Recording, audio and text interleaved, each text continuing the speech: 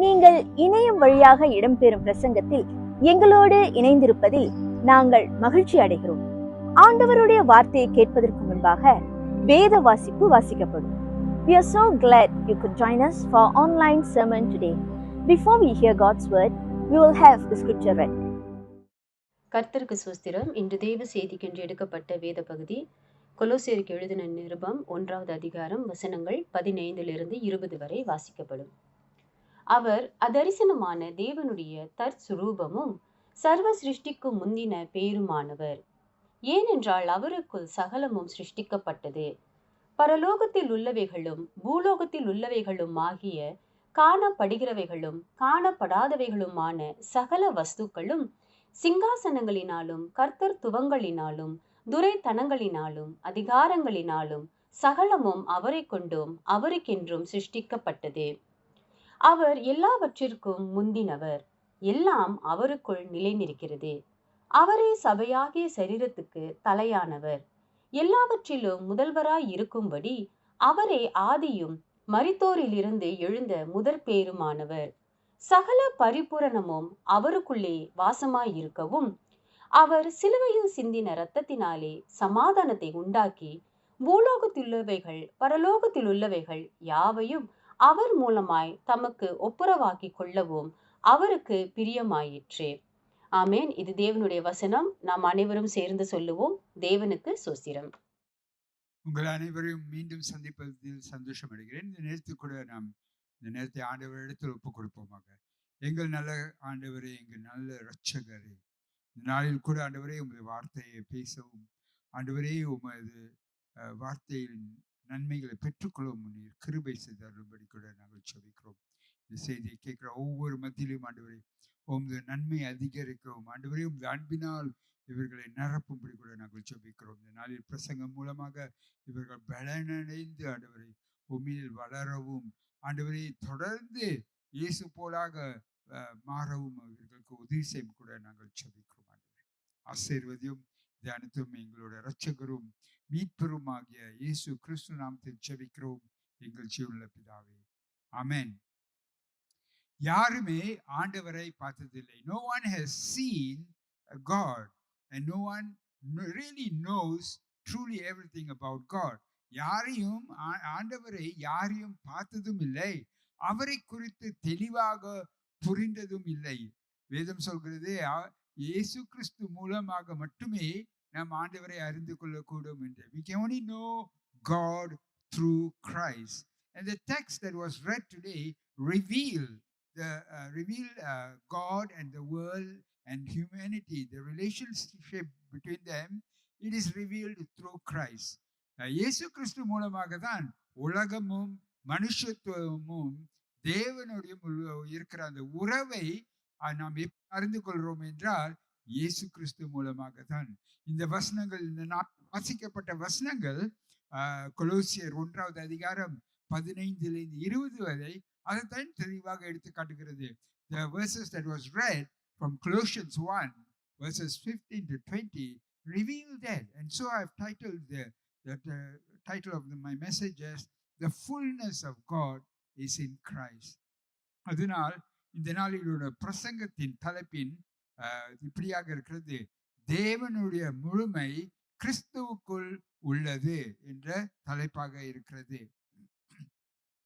கிறிஸ்துவுக்குள் தான் நாம் ஆண்டவரை அறிந்து கொள்ளக்கூடும். We can only know God through Christ.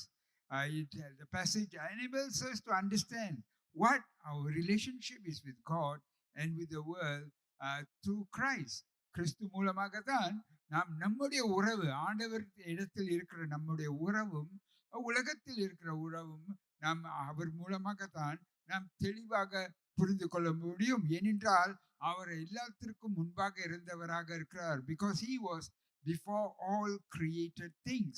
All things were created through him and for him. ஏனென்றால் வேதம் சொல்கிறது அனைத்தும் அவர் மூலமாக உண்டாகப்பட்டது, அவருக்காக உண்டாகப்பட்டது என்று சொல்லப்படுகிறது. And it says that in him all things hold together. அவருக்குள் அனைத்தும் அடங்கி இருக்கிறது. அவர் சபையின் தலைவராக இருக்கிறார், தலையாக இருக்கிறார் என்று கூட அங்கு சொல்லப்பட்டிருக்கிறது. It says everything holds together in him, and he is the head of the church. In Colossians 1:19, it says, for God was pleased to have his fullness dwell in him. கொலோசியர் 1வது அதிகாரம் 19வது வசனத்தை வாசிப்பதை நாம் கேட்போமாக. சகல பரிபூரணமும் அவருக்குள்ளே வாசமாயிருக்கவும், சகல பரிபூர்ணமும் அவருக்குள்ளே வாசமாய் இருக்கவும். It says all the fullness of God dwells in him. When the fullness of God, what do we understand by fullness of God? பரிபூர்ணமும் என்று சொல்லையில் அதை நாம் எப்படியாக நாம் புரிந்து கொள்கிறோம்? Paul is saying that Jesus is not, the writer Paul, Apostle Paul is saying that Jesus is not just a representative. இங்க அப்போஸ்தலர் பால் எழுதுகிற இந்த கடிதத்தில் அவர் சொல்கிறார், ஒரு இயேசு சாதாரண ஒரு நபராக இல்லை, அவர் ஒரு தரிசனமாக வந்தவர் இல்லை, அவர் அநேகரில் ஒருவராக இல்லை என்று. Paul says that he is not just a representative of God or a partial manifestation of God or one of many who came. It's not that. He says that fullness means that he's in totality, in completeness, nothing lacking. That's who he was. அவர் பரிபூர்ணம் என்று சொல்லையில் எந்த குறைவுகளும் இல்லை, அவர் முழுமையாக அனைத்தும் அடங்கியிருக்கிறவராக ஆண்டவருக்குள் இருக்கிறார் என்று அங்கே எடுத்து சொல்லப்படுகிறது. Everything that makes God is found in Christ. ஆண்டவருக்குள் எது இருக்குதோ, எது அடங்கி இருக்குதோ அது கிறிஸ்துவுக்குள் காணப்படுகிறது என்று அவர் எடுத்து உரைக்கிறார். God is fully present in Jesus Christ. ஆண்டவர் முழுமையாக கிறிஸ்துவுக்குள் பிரசன்னமாக இருக்கிறார். He is all of God. அவர் ஆண்டவருக்குள் எல்லாமாக இருக்கிறார்.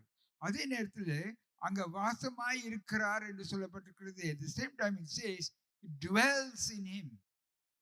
It is important for us to have a clear understanding of what dwells in him means. இது வாசமாய் இருக்கிறார் என்று சொல்லையில் அதை குறித்து நாம் தெளிவாக புரிந்து கொள்வது நல்லது. இங்க he is not saying that God just visited Jesus or that he's working through Jesus.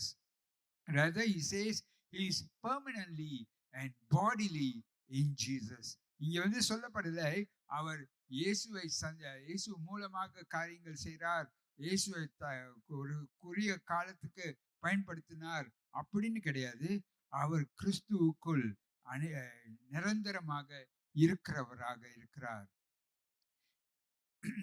Jesus isn't just inspired by God. Rather, neither is he a super prophet or an elevated angel.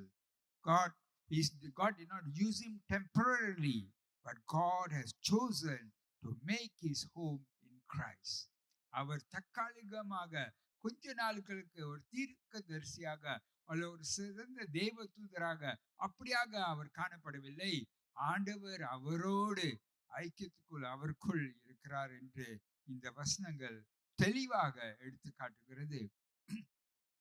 அதே போலாக நமக்கும் ஆண்டவருக்கும் கிறிஸ்துவுக்கும் உள்ள உறவை குறித்து கூட அவர் அங்கு எழுதுகிறார். He also writes about the relationship that we have with Christ and with God, and that we see in Colossians 2 verses 9 to 10. கொலோசியர் 2வது அதிகாரம் 9வது வசனத்திலிருந்து 10வது வசனத்து வரை இப்படியாக சொல்கிறது. For in Christ all the fullness of the deity lives in bodily form, and in Christ you have been brought to fullness. He is the head over every power and authority. ஏனென்றால் தேவத்துவத்தின் பரிபூரணம் எல்லாம் சரீர பிரகாரமாக அவருக்குள் வாசமாயிருக்கிறது. மேலும் சகல துரைத்தனங்களுக்கும் அதிகாரத்துக்கும் தலைவராயிருக்கிற அவருக்குள் நீங்கள் பரிபூரணம் உள்ளவர்களாய் இருக்கிறீர்கள்.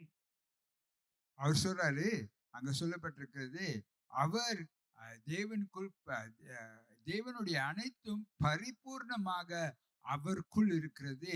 அதே நேரத்தில் நாம் கிறிஸ்துவுக்குள் பரிபூர்ணமாக இருக்கிறோம் என்று.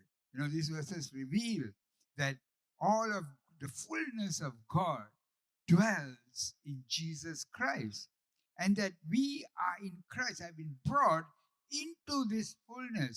நாமோ இயேசு கிறிஸ்து மூலமாக இந்த பரிபூர்ணத்துக்குள் கொண்டு வரப்படுகிறோம் என்று இந்த வசனங்கள் நமக்கு எடுத்து உரைக்கிறது. That now the only way we can be in God is through Jesus Christ. கிறிஸ்து மூலமாக மட்டுமே நாம் ஆண்டவருக்குள் பரிபூர்ணமாக வாசமுள்ளவர்களாய் இருக்க முடியும் என்று இந்த வசனங்கள் எடுத்து காட்டுகிறது. நாம் we can be complete. We are not complete now in the fullness, but when Jesus returns, there comes a time in the future when that completeness will be achieved. இப்பைக்கு நம்ம அவருக்கு பரிபூர்ணத்துக்குள் இருக்கிறோம், ஆனால் முழுமையை நாம் அடையவில்லை. ஆனால் இயேசு வரும் காலங்களில் ஒரு நாள் வருகிறது, அப்ப நாம் முழுமையை கிறிஸ்துவுக்குள் ஆண்டவருக்குள் அந்த முழுமையை நாம் அறிந்து கொள்வோம், பெற்றுக்கொள்வோம். அப்படி இருக்கையில் இயேசுவானவர் காண முடியாத இந்த தேவனை பார்க்கிற வகையில் நாம் தெரிந்து கொள்கிற வகையில் வெளிப்படுத்துகிறார். And so what Christ who dwells, in whom the fullness of God dwells, what he is doing, he is revealing the invisible God to us. God now becomes visible because of Jesus Christ. நாம் ஆண்டவரை ஏன் காண முடியும் என்றால், நாம் இயேசு கிறிஸ்துவை காணும் போது ஆண்டவரை நாம் காண்கிறோம். He fulfills the Father's reconciling purpose on the cross. ஆண்டவரோட ஒப்புரவாக்குதல் சிலுவை மூலமாக இயேசு நமக்காக ஆண்டவரோட சித்தமாக இருப்பதை அதை நிறைவேற்றுகிறார். He is the Father's agent in creation and redemption. அவர் பிதாவோடு சித்தத்தின் பிரகாரம் படைப்பிலையும் மீட்பிலையும் அவர் அதிகாரம் உள்ளவராக இருக்கிறார். He is a truly human being, the true image of God. அவர் முழுமையாக மனிதனாக இருக்கிறார், அதே நேரத்தில் தேவனுடைய சாயல் முழுமையாக கூட தேவனாக இருக்கிறார்.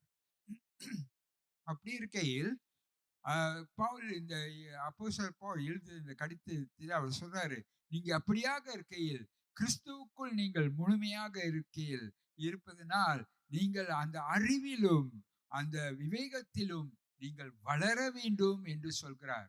And so Paul writes and says that because the fullness of God dwells in Jesus, and because we dwell in Jesus, we then will have to continually grow to be filled with the knowledge of the will of God and the understanding. And we see that in Colossians 1:9. Colossians 1வது அதிகாரம் 9வது வசனத்தில், we continually ask God to fill you with the knowledge of his will through all the wisdom and understanding that the Spirit gives. இது நிமித்தம் நாங்கள் அதை கேட்ட நாள் முதல் உங்களுக்காக இடைவிடாமல் ஜெபம் பண்ணுகிறோம். நீங்கள் எல்லா ஞானத்தோடும் ஆவிக்குரிய விவேகத்தோடும் அவருடைய சித்தத்தை அறிகிற அறிவினாலே நிரப்பப்படவும்,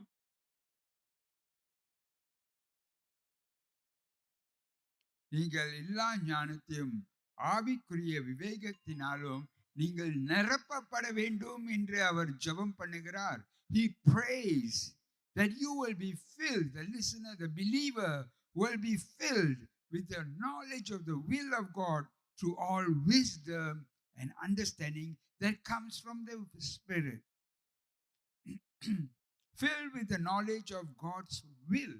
He says that, இங்கே சொல்லப்படுகிறார், தேவனுடைய அறிவிலும் தேவனுடைய சித்தத்தின் அறிவிலும் நிரப்பப்பட வேண்டும் என்று அவர் சொல்கிறார். அப்படி அந்த தேவனுடைய சித்தம் என்று சொல்ல, தேவன் என்ன விரும்புகிறார், அவர் என்ன விருப்பப்படுகிறார், அதுதான் அவருடைய சித்தமாக இருக்கிறது. அதை அறிந்து கொள்ள அந்த அறிவில் நாம் வளர வேண்டும், நாம் பரிசுத்தத்தில் வளர வேண்டும், நாம் நன்றி செலுத்துதலில் வளர வேண்டும் என்று இங்கே அவர் எடுத்து சொல்கிறார். அறிவு என்று சொல்லையிலே, ஞானம் என்று சொல்லையிலே, நம்ம பொதுவாக உலகத்தின் ஞானமோ இல்ல சில நேரங்களில் நாம் ஞானத்தை தேடி போவோம். சில காரியங்களை சில காரியங்களை படித்து அங்க ஞானத்தை தேடி போவோம். அதை குறித்து அவர் சொல்லவில்லை. When we say knowledge, it's not a generic knowledge that we are talking about, where we want to know more stuff. We seek knowledge. We read books. We read material to know more. He's not talking about that knowledge, but rather the knowledge of God. Yeah. So that we increase in understanding God. அப்படி ஏனென்றால் நம் ஆண்டவரை இன்னும் புரிந்து கொள்ளுதல், விவேகத்தில் விவேகமாக இருப்பதில் நம் வளர அவர் விரும்புகிறார். அப்படி இருக்கையில் நாம் என்ன பெற்றுக்கொள்வோம் என்றால், ஆண்டவர் நம்ம எப்படி வாழணும் என்று விரும்புகிறார் என்றதை நாம் புரிந்து கொள்வோம். The intention behind this is so that we learn to live our lives as God wishes us to live. எப்படி ஆண்டவர் நீங்களும் நானும் வாழணும் என்று விரும்புகிறாரோ, அதே அந்த தேவனுடைய ஞானம் மூலமாகவும் விவேகத்தினால் மூலமாகவும் நாம் புரிந்து கொள்ள முடியும் என்று அவர் சொல்றார். அதில் தான் நீங்க நிரப்பப்பட வேண்டும் என்று நாங்கள் உங்களுக்காக ஜெபம் பண்ணுகிறோம் என்று எடுத்து சொல்கிறார். He says that you need to know how to live, how God wants you to live, and that knowledge and that understanding, that is what we are praying that God will fill you with, and the knowledge of God's will as revealed through Jesus Christ. ஆண்டவர் இந்த அவருடைய சித்தத்தை அவர் இயேசு கிறிஸ்து மூலமாக அவர் வெளிப்படுத்தி இருக்கிறார். அதை நாம் அறிந்து கொள்ள வேண்டும். நாம் கிறிஸ்துவுக்குள் நெருங்கும் போது, நம்மளோட உறவில் வளரும் போது தேவனோட சித்தம் என்னவென்று நாம் கிறிஸ்து மூலமாக அறிந்து கொள்ளக்கூடும். அதனால் இது ஒரு உறவாக இருக்கிறது. And so this is a relationship, a directional relationship between us and God. And when we say understanding, here understanding means putting all things together, the ability to see how truth connects to the real life situation that we have. இங்கே வந்து ஆவிக்குரிய விவேகம் என்று சொல்லையில் அதை எதை குறித்து சொல்கிறது என்றால், உண்மையை குறித்து, அது நம் வாழ்க்கையில் எப்படி செயல்பட வேண்டும் என்று, அதை எப்படி நாம் ஞானமாக பயன்படுத்த வேண்டும் என்ற இருக்கிற அந்த அறிவை தான் குறித்து தான் அவர் எடுத்து சொல்கிறார். அப்ப அந்த ஞானமும் அந்த விவேகத்தையும் அவர் எங்கேருந்து வருது என்றால் கிறிஸ்துவிலிருந்து வருகிறது. So Paul is saying that knowledge and understanding comes from Christ because it is Christ-centered. It is spirit-driven. ஆவியானவர் தான் அதை வழி நடத்துகிறார். அது கிறிஸ்துவுக்குள் தான் காணப்படுகிறது. And so we live out in love, endurance and growth. அப்படி இருக்க நாம் அன்பிலும் பொறுமையிலும் வளரக்கூடும். And that leads to a transformed life. அது நம்மை மறுரூபமாக்குகிறது. வேதம் சொல்கிறது நாம் புதிய சிருஷ்டிகளாக இருக்கிறோம். The scripture says that we are new creations and we are in the process of that transformation. அந்த மறுரூபத்தில் ஆண்டவர் நம் வாழ்க்கையில் செயல் பண்ணி கொண்டே இருக்கிறார். God is working, continuously working in our life to transform us to be like Christ like. கிறிஸ்து போலாக இருக்க அவர் நம்மை தொடர்ந்து நம்ம வாழ்க்கையில் செயல்படுத்தி கொண்டே இருக்கிறார். அப்ப அது ஒரு நாள் வரும், அந்த முழுமையை நாம் அடைந்து கொள்வோம். There will come a day when we will be fully transformed, but until that day the transformation is taking place. அந்த நாள் வரை நம்முடைய மறுரூபமானது தொடர்ந்து கொண்டே இருக்கிறது. அப்படி இருக்கையில் நம்முடைய மறுமொழி எப்படி இருக்க வேண்டும்? So then, since we know that the fullness of Christ is in fullness of God is in Christ, and that we are in Christ, and that we need to grow in the understanding and the knowledge, how do we respond? நாம் அறிந்திருக்கிறோம், ஆண்டவரோட பரிபூர்ணம் கிறிஸ்துவுக்குள் இருக்கிறது, அடங்கி இருக்கிறது. அதே நேரத்தில் நாம் கிறிஸ்துவுக்குள் இருப்பதனால் நாம் வளர வேண்டும், ஞானத்திலையும் விவேகத்திலையும் வளர வேண்டும் என்று அறிந்திருக்கிற நாம் எப்படியாக நாம் மறுமொழி கொடுக்க வேண்டும்? அது கொலோசியர் 1வது அதிகாரம் 10வதிலும் 11வது வசனத்திலும் வாசிப்பதை நாம் கேட்போமாக. சகலவித நற்கிரியைகளும் ஆகிய கனிகளை தந்து தேவனை அறிகிற அறிவில் விருத்தி அடைந்து கர்த்தருக்கு பிரியம் உண்டாக அவருக்கு பாத்திரராய் நடந்து கொள்ளவும் சந்தோஷத்தோடே கூடிய எல்லா பொறுமையும் நீடிய சாந்தமும் உண்டாவதற்கு மகிமையான அவருடைய வல்லமையின்படி எல்லா வல்லமையாலும் பலப்படுத்தப்படவும் உங்களுக்காக வேண்டுதல் செய்கிறோம். கர்த்தருக்கு பிரியமாய் நடக்கவும் அவருக்கு பாத்திரராய் நடக்கவும். To live a life worthy of the Lord and please him in every way. That should be our response. அதுதான் நம்முடைய மறுமொழியாக இருக்கணும். ஆண்டவருக்கு பிரியமாய் நடக்கவும் அவருக்கு பாத்திரமாய், ஒரு நல்ல பாத்திரமாய் நாம் நடக்கவும் இருக்க வேண்டும். அவரை நற்கிரிகளை சகல நற்கிரிகளை கனிகளை தரவும், to bear fruits in every good work and to grow in the knowledge of God. தேவனின் அறிகிற அறிவில் வளரவும், அதே நேரத்தில் நாம் பலன் அடைந்து பொறுமையோடும் சமாதானத்தோடும் வளரவும், அதே நேரத்தில் ஆண்டவருக்கு நன்றி செலுத்துற ஒரு உள்ளமாக வளர வேண்டும் என்று அங்க பவுல் எடுத்து உரைக்கிறார். Paul is saying that we need to live a life worthy of the Lord, pleasing God in every way that we live and bearing much fruit in every good work, growing in the knowledge of God and being strengthened with all power so that we might have great endurance and patience and giving joyful thanks to God. And so that's how we are to respond. And the way we can do that is to have our continuous walk with the Lord. அதை எப்படி நாம் செயல் பண்ணக்கூடும் என்றால், நம்மளோட நடத்தை, நம்மளோட பேச்சு, நம்மளோட செயல்கள், நம்மளோட நடத்தை எல்லாம் ஆண்டவருடைய சித்தம் பிரகாரம். It should be according to what God desires. And Jesus has shown us how we should live.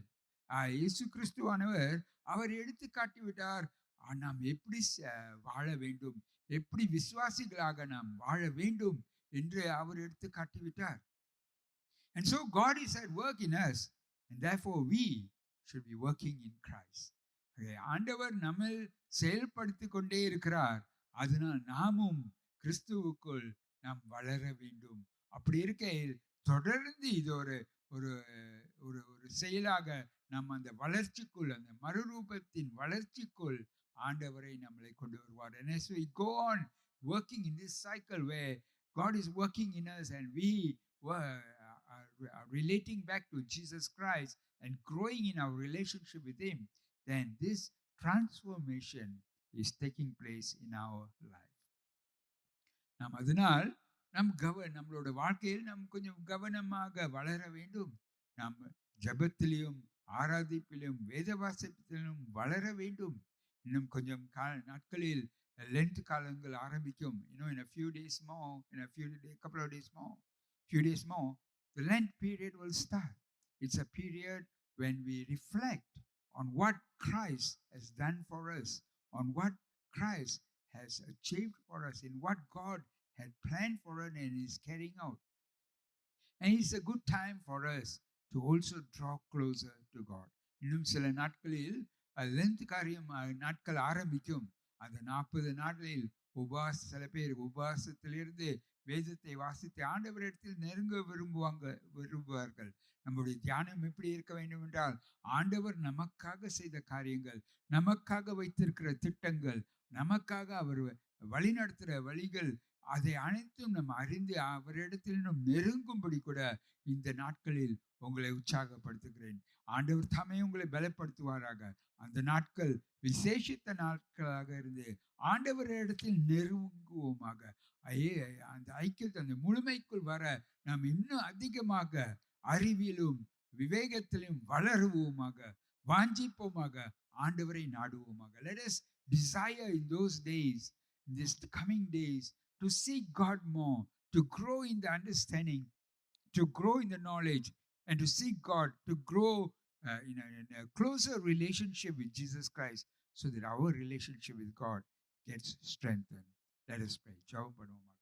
ஆண்டவரே, இந்த நாளில் கிறிஸ்து மூலமாக நீர் எங்களை ஆண்டவரே அவருக்குள் பரிபூரணத்துக்குள் அழைத்து எங்களை மறுரூபத்தில் மாற்றிக்கொண்டே இருக்கிறீர் என்று மறுபடியும் ஞாபகம் படுத்தினதுக்காக நாங்கள் நன்றி செலுத்துகிறோம். Father, we want to just thank you for reminding us that, Lord, you have your fullness dwells in Christ, and that we, being in Christ, you are through him working to transform us to be Christ-like. And Lord, in these days, coming days, may we draw closer to you. ஆண்டவரே, உம்மிடத்தில் நெருங்கவும், ஆண்டவரே, இன்னும் அதிகமாக உமது சித்தத்தை புரிந்து கொள்ளவும், அது பிரகாரம் ஜீவிக்கவும் எங்கள் ஒவ்வொருவரையும் வழி நடத்தும் ஆண்டவரே. இந்த நாளில் இந்த செய்தி கேட்கிற ஒவ்வொருவரையும் பலப்படுத்தும் ஆண்டவரே.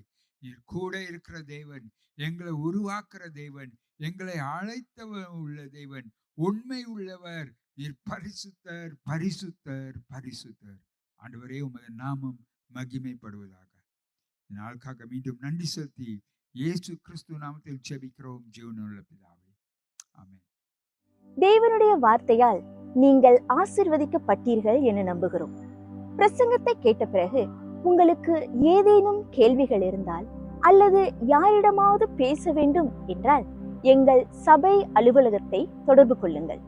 நீங்கள் தனிமையில் இல்லை என்றும் உங்களோடு சேர்ந்து பயணம் செய்ய நாங்கள் சபையாக முன்வருகிறோம் என்பதை நீங்கள் அறிய வேண்டும் என்று நாங்கள் விரும்புகிறோம்.